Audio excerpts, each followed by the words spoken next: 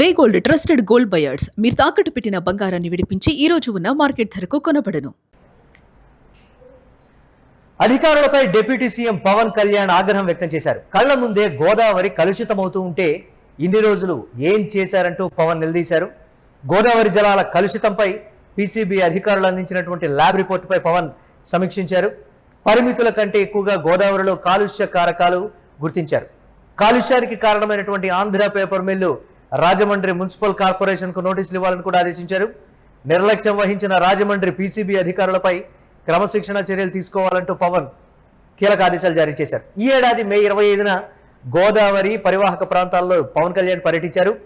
బోటుపై వెళ్లి నల్లా channel, Andhra paper mill lagoons ప్రాంతాల్లో పర్యటించారు. గోదావరి కాలుష్యంపై శాంపిల్స్ సేకరించారు. రాజమహేంద్రవరం కోటిలింగాల ఘాట్, నల్లా ఛానల్ పరిసరాల్లో గోదావరి నది నీరు కలుషితమైనట్లుగా కూడా గుర్తించారు. భారీ స్థాయిలో కోలిఫామ్ బ్యాక్టీరియా ఉన్నట్లుగా కూడా టెస్టుల్లో గుర్తించారు. నీటిలో సల్ఫైడ్, డిఓబి, ఫాస్ఫేట్లు పరిమితికి మించి ఉన్నట్లుగా కూడా గుర్తించారు. Please send a showcase notice should be given to Andhra Paper Mills and the Municipal Corporation. And because to correct it, it is quite important, sir, and it's on an urgent basis. A showcase notice should be given to both the corporation and Andhra Paper Mills. Yes, sir. And some discipline action is needed to be taken on concerned PCB officials.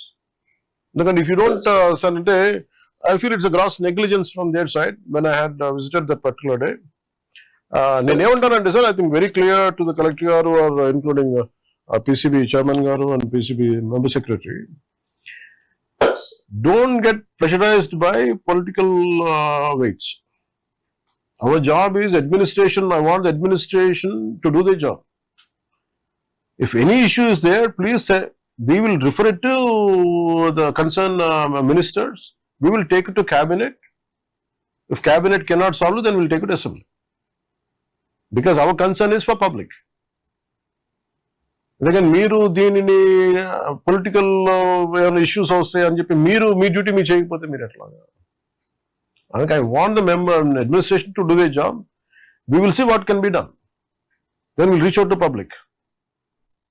ఇక గోదావరి నదీ జలాల కలుషితానికి సంబంధించి పవన్ కళ్యాణ్ అయితే తీవ్ర ఆగ్రహం వ్యక్తం చేసినటువంటి పరిస్థితి ఉంది. దీనికి సంబంధించి మరిన్ని అప్డేట్స్ మా కరెస్పాండెంట్ సాయిరామ్ అందిస్తారు. సాయిరామ్, పవన్ కళ్యాణ్ కీలక ఆదేశాలు జారీ చేయడం జరిగింది. కలుషితానికి కారణమైనటువంటి పేపర్ మిల్ కావచ్చు, దీనికి సంబంధించి ఇతర అధికారులు ఎవరైతే ఉన్నారో వాళ్ళ అలసత్వానికి సంబంధించి కూడా వారి మీద చర్యలు తీసుకోవాలి అనేటువంటి కీలక ఆదేశాలు కూడా ఏంటి, ఏ విధంగా చూడాలి, అప్డేట్స్ ఏంటి ఓవరాల్గా?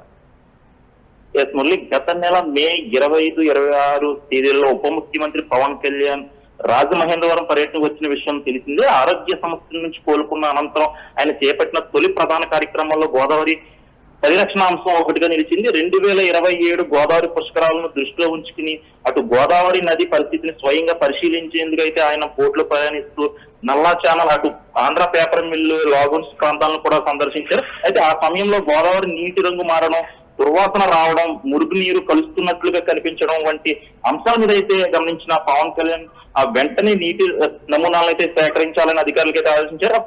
అప్పుడు సేకరించిన నమూనాలను సంబంధించి వచ్చిన ల్యాబ్ నివేదికలను నిన్న జరిగిన అత్యవసర సమీక్ష సమావేశంలో అధికారులు పవన్ కళ్యాణ్ అయితే సమర్పించారు. అయితే ఈ నివేదికలను చూసిన ఉప ముఖ్యమంత్రి తీవ్ర ఆగ్రహం అయితే వ్యక్తం చేశారు. కళ్ళ ముందే గోదావరి నది ఇంతలా కలుషితం అవుతుంటే సంబంధిత అధికారులు ఇన్ని రోజులు ఏం చేస్తున్నారని అయితే ఆయన నిలదీయడం అయితే జరిగింది. అయితే గోదావరి వంటి పవిత్ర నది పరిస్థితి దిగజారుతున్న అధికారులు ఎందుకు స్పందించట్లేదని చెప్పేసి ఆయన అయితే ప్రశ్నించడం జరిగింది. ముఖ్యంగా రాజమహేంద్రవరం, కోటిలింగాల ఘాట్, అటు నల్లా ఛానల్ పరిసర ప్రాంతాల్లో సేకరించిన నమూనాల్లో కోలిఫామ్ బ్యాక్టీరియా ప్రమాదకర స్థాయిలో ఉన్నట్లయితే ల్యాబ్ నివేదికలు అయితే వెల్లడిస్తాయి.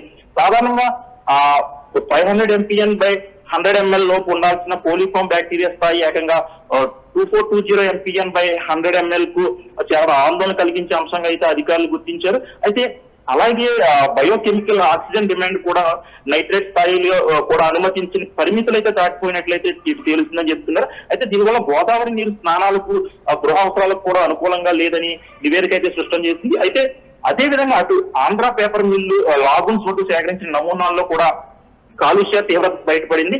ఆ సల్ఫేట్లు, ఫాస్ఫేట్లు, బయో కెమికల్, ఆక్సిజన్ డిమాండ్ లో కూడా వంటి రసాయన స్థాయిలో కూడా అనుమతించి పరిమితులను మించి నమోదైనట్లయితే నివేదిక అయితే వెల్లడించింది. అయితే బ్యాక్టీరియా, వ్యర్థ జలాల ప్రభావంతో గోదావరి జలాల నాణ్యత కూడా దెబ్బతింటుందని అటు అధికారులు కూడా గుర్తించడం జరిగింది. మొదలు అయితే ఈ నివేదికపై స్పందించిన పవన్ కళ్యాణ్ గోదావరి కాలుష్యానికి కారణమైన ఆంధ్ర పేపర్ మిల్ యాజమాన్యానికి, రాజమహేంద్రవరం మున్సిపల్ కార్పొరేషన్ కూడా షోకాజ్ నోటీసులు అయితే జారీ చేయాలని ఆయన అయితే ఆదేశించడం జరిగింది. అదే సమయంలో ఆ పరిశ్రమను వెంటనే మూసివేయడం వల్ల కార్మికుల ఉపాధిపై ప్రభావం పడే అవకాశం కూడా ఉన్నందున లోపాలను సరిదిద్దుకునేందుకు మరో అవకాశం ఇవ్వాలని అయితే ఉప ముఖ్యమంత్రి అయితే సూచించడం జరిగింది. అయితే కాలుష్య నియంత్రణ చర్యలను వెంటనే అమలు చేయాలని కూడా ఆయన స్పష్టం చేశారు. ఇక వైపు విధుల్లో నిర్లక్ష్యం ప్రదర్శించిన రాజమహేంద్రవరం పొల్యూషన్ అంటే పవన్ కంట్రోల్ కళ్యాణ్ అధికారుల పనితీరు ఒకటి, రాజకీయ నాయకుల జోక్యానికి సంబంధించి ఎవరైతే తలొగ్గారో వారిని పనిష్ చేయండి అనేటువంటి మాట ఏంటి, ఆ కోణానికి సంబంధించి ప్రధానంగా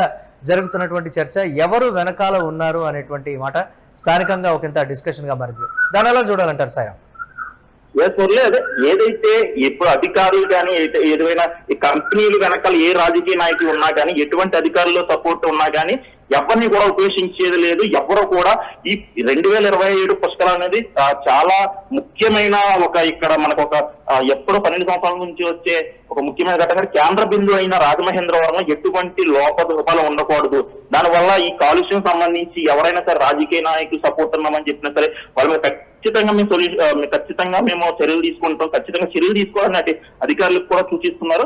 అదే విధంగా ఈ అధికారులు క్రమశిక్షణ చర్యలు కూడా తీసుకోవాలని కూడా ఆయన అయితే ఆదేశించారు. అధికారులు తమ బాధ్యతలు సక్రమంగా నిర్వర్తించి ఉంటే గోదావరి నది ఈ స్థాయిలో కలుషితం అయ్యేది కాదని కూడా ఆయన ఆగ్రహం అయితే వ్యక్తం చేస్తారు. అలాగే రాజమహేంద్రవరం నగరంలోని మురుగునీటి సమస్యకు కూడా శాశ్వత పరిష్కారం కూడా చూపాలని అటు అధికారులు కూడా ఆదేశించారు. నగరంలో ఉత్పత్తి అవుతున్న మురుగు నీరు మొత్తం శుద్ధి అయ్యేలా సమగ్ర ప్రణాళిక సిద్ధం చేయాలని, అవసరమైతే కేంద్ర ప్రభుత్వం సహకారం కూడా తీసుకుంటామని అయితే వెల్లడించారు. ఇక ముఖ్యంగా చూసుకుంటే మురళి, ఇక 2027 గోదావరి పుష్కరాలను దృష్టిలో ఉంచుకుంటే ఈ అంశం మరింత ప్రాధాన్యత సంతరించుకుంది. ఎందుకంటే దేశ నలుమూల నుంచి లక్షలాది మంది భక్తులు కోట్లాదిలో రాజమహేంద్రవరం సహా గోదావరి తీర ప్రాంతాలకి తరలివచ్చే అవకాశం ఉంది. ముఖ్యంగా రాజమహేంద్రవరం పుష్కరాల్లో కేంద్ర బిందువుగా ఉంది కాబట్టి అలాంటి సమయంలో గోదావరి పరిశుభ్రత, నీటి నాణ్యత, భక్తుల ఆరోగ్య భద్రత అత్యంత కీలకంగా అంశాలుగా ఉన్నాయని చెప్పుకోవచ్చు.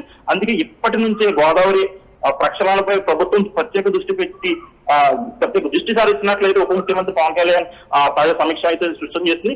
ఏదేమైనప్పటికీ కూడా గతంలో అంతకుముందు పుష్కరాల్లో ఎటువంటి లోపాలు జరిగినా అటువంటిది ఎప్పటికీ అసలు జరగకుండా తీసుకోవాలని ప్రత్యేకంగా దీనిపై దృష్టి పెట్టినట్టయితే తెలుస్తుంది Murali. Right, thanks for updates Sairam. చూడాలి ఏ విధంగా ఉండబోతుంది అనేది. అయితే అధికారుల పనితీరుకు సంబంధించి డిప్యూటీ సీఎం పవన్ కళ్యాణ్ తీవ్ర ఆగ్రహం వ్యక్తం చేసినట్లుగా తెలుస్తోంది. కళ్ల ముందే గోదావరి ఈ స్థాయిలో కలుషితమవుతూ ఉంటే అధికారులు ఏం చేస్తూ ఉన్నారు, ఇన్ని రోజులు కూడా మీరు ఎందుకు నిమ్మకు నీరెత్తినట్లున్నారు అంటూ కూడా ఆయన నిలదీయడంతో ఒక్కసారిగా అధికారులు అవాక్కైనటువంటి పరిస్థితి.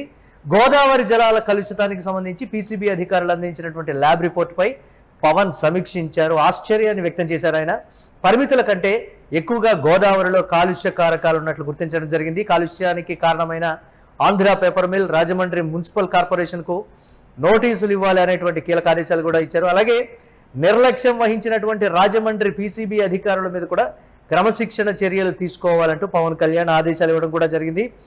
రాజకీయ జోక్యాన్ని ఇలాంటి విషయాల్లో ఎట్టి పరిస్థితుల్లో సహించబోము అనేటువంటి మాటను కూడా పవన్ కళ్యాణ్ మరోసారి చెప్పారు.